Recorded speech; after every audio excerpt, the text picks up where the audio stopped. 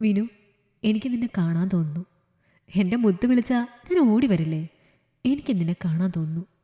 നീ എൻ്റെ വീട്ടിലേക്ക് വരുമോ? അങ്ങോട്ട് വന്നാൽ ആരെങ്കിലും കാണില്ലേ? ആരും കാണില്ല. വീട്ടിലാരും ഇല്ലേ?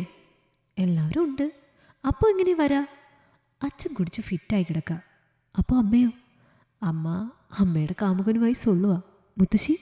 മുത്തശ്ശി ഉറങ്ങി. അപ്പോൾ നിൻ്റെ അനിയത്തി നിൻ്റെ കൂടെ അല്ലേ കിടക്കണേ? അവളെ ഞാൻ മുത്തശ്ശിയുടെ മുറിയിൽ പറഞ്ഞു വിട്ടു. നീ എല്ലാം നേരത്തെ തീരുമാനിച്ചിട്ടാണോ എന്നെ വിളിച്ചേ? അതെ വിനു, ഇനി നിന്നെ കാണാതെ എനിക്ക് പറ്റില്ല. ഇപ്പോൾ ഭയങ്കര കൊതിയാവാം. അതെന്താ പെട്ടെന്നങ്ങനെ? അതുണ്ടല്ലോ, ഞാനേ ഒരു സംഭവം കണ്ടു. എന്ത് സംഭവം? ഒരു സംഭവം.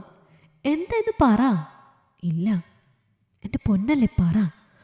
അത് പിന്നെ പറ വേണ്ടേ? ഇന്നലെ ഞാൻ സ്കൂളിൽ നിന്ന് നേരത്തെ വന്നപ്പോൾ ഒരു കാര്യം കണ്ടു. എന്ത് കാര്യം?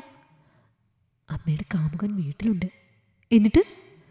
അമ്മയുടെ മുറിയിൽ നിന്ന് ശബ്ദം കേട്ടിട്ട് ഞാൻ ജനാല വഴി ഒളിഞ്ഞു നോക്കി. ജനാല അടയ്ക്കില്ലേ? മിക്കവാറും അടയ്ക്കാറില്ല. കാമുകൻ വരുമ്പോൾ അമ്മ അടയ്ക്കുന്നത് കണ്ടിട്ടുണ്ട്. ഇന്നലെ മറന്നുപോയി കാണും.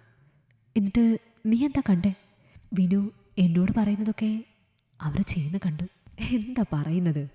അവൻ കുസൃതി ഒളിപ്പിച്ച് ചോദിച്ചു, ഒന്നും അറിയാത്ത പോലെ. നീ പറയണ കേൾക്കാൻ വേണ്ടിയല്ലേ?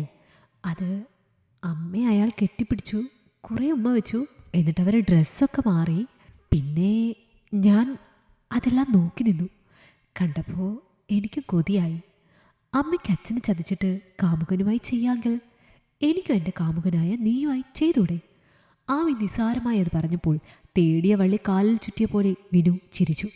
അവളെ വീഡിയോ കാളിൽ കാണുമ്പോൾ ഒന്ന് അനുഭവിക്കാൻ കൊതിച്ചിട്ടുണ്ട്. ഇപ്പോൾ അവൾ തന്നെ ഇങ്ങോട്ട് പറഞ്ഞിരിക്കുകയാണ് അങ്ങോട്ട് ചെല്ലാൻ. ഫേസ്ബുക്ക് വഴി കിട്ടിയതാണ് വിനുവിന് ആമിയെ. 2 മാസത്തെ പരിചയം. പാർക്കിൽ ബീച്ചിലൊക്കെ അവളെയും കൊണ്ട് കറങ്ങുമ്പോൾ കെട്ടിപ്പിടിക്കുകയും ഉമ്മ വയ്ക്കുകയും മാത്രമേ ഉണ്ടായിരുന്നുള്ളൂ. വേറൊന്നിനും സമ്മതിക്കില്ല. എല്ലാം ഫോണിൽ കൂടെ മതിയെന്ന് പറയും.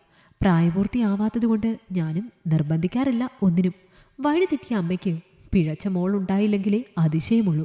കാര്യം നടന്നു കിട്ടണവരെ അവളെയും കൊണ്ട് നടക്കാമെന്നാണ് അവൻ്റെ കണക്കുകൂട്ടൽ. ഞാൻ വരാം, പക്ഷേ നിനക്ക് പ്രായപൂർത്തിയായിട്ടില്ലല്ലോ. 18 ആവാതെ ഇതൊന്നും ചെയ്തൂടാ.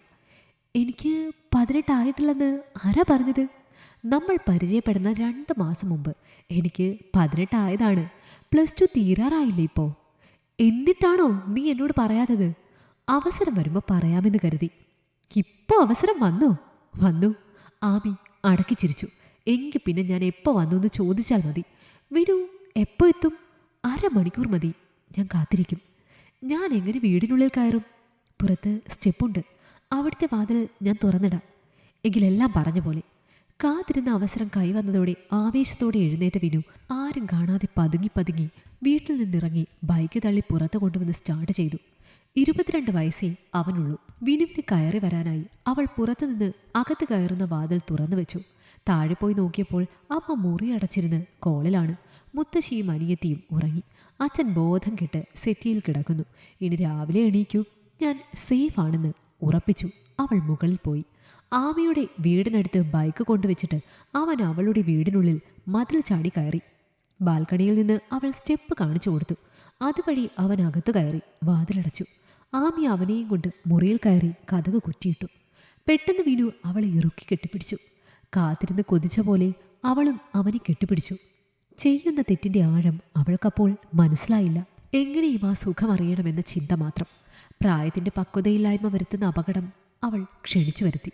വിനുവിൻ്റെ കൈകൾ അവളുടെ ശരീരത്തിൽ കൂടെ ഇഴഞ്ഞു. തൻ്റേതായ എല്ലാം അവന് നൽകാൻ അവൾക്ക് സങ്കടം, കുറ്റബോധവും ഒന്നും തോന്നിയില്ല.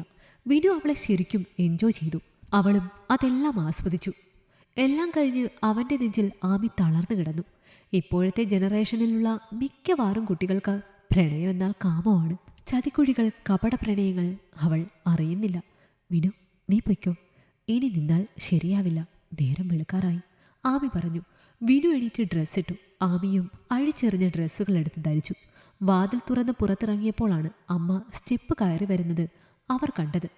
അമ്മയും അവരെ കണ്ടു. വിനു ഓടിപ്പോയി വാതിൽ തുറന്ന് സ്റ്റെപ്പ് ഓടിയിറങ്ങി മതിൽ ചാടി ബൈക്കെടുത്ത് പാഞ്ഞുപോയി. അമ്മ കണ്ടെന്ന് കരുതി അവൾ പേടിച്ചില്ല. മകളുടെ കൂസലില്ലാത്ത ഭാവവും അവളുടെ മുറിയിൽ നിന്ന് പാതിരാത്രി ഏതോ ഒരുത്തൻ ഇറങ്ങിപ്പോയത് കണ്ട് ഞെട്ടി നിൽക്കുകയാണ് അമ്മ. ആരാടിയാ പോയത്? അറിഞ്ഞിട്ട് എന്ത് വേണം? തർക്കുത്തരം പറയുന്നോടി. സ്കൂളിൽ പഠിക്കണ കൊച്ചാ നീ. നീയാണോ രാത്രി ഒരുത്തനെ വീട്ടിൽ വിളിച്ച് കയറ്റിയത്? മുട്ടേന്ന് വിരിയും മുമ്പേ ഇങ്ങനെയൊക്കെ കാണിക്കാൻ മാത്രം ധൈര്യമായോ നിനക്ക്? ഇതൊക്കെ എവിടുന്ന് പഠിച്ചതാ നീ? എത്ര നാളായി ഇത് തുടങ്ങിയിട്ട്? അമ്മ അവളെ അടിക്കാൻ തുടങ്ങി.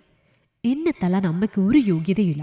സ്കൂളിൽ പഠിക്കണ പ്രായമുള്ള മക്കളുണ്ടെന്ന് ഓർക്കാതെ അമ്മ കാമുകനുമായി സുള്ളുന്നതും അയാളെ ഇവിടെ വിളിച്ച് കയറ്റുന്നതും ആരും അറിയില്ലെന്ന് കരുതിയോ? ഇന്നലെ അമ്മ അയാളുമായി ചെയ്തതൊക്കെ ഞാൻ കണ്ടു.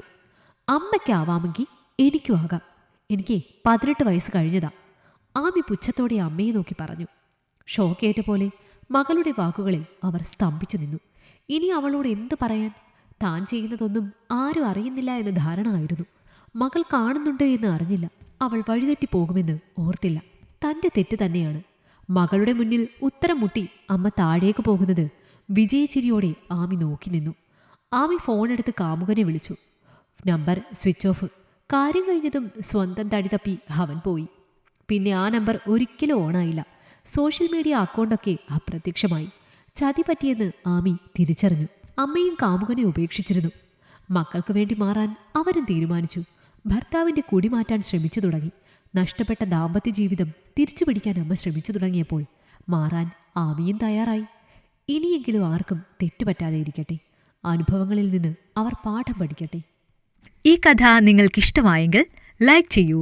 നിങ്ങളുടെ അഭിപ്രായങ്ങൾ കമന്റായി രേഖപ്പെടുത്തൂ. കൂടുതൽ കഥകൾ കേൾക്കാൻ ഈ ചാനൽ സബ്സ്ക്രൈബ് ചെയ്യൂ.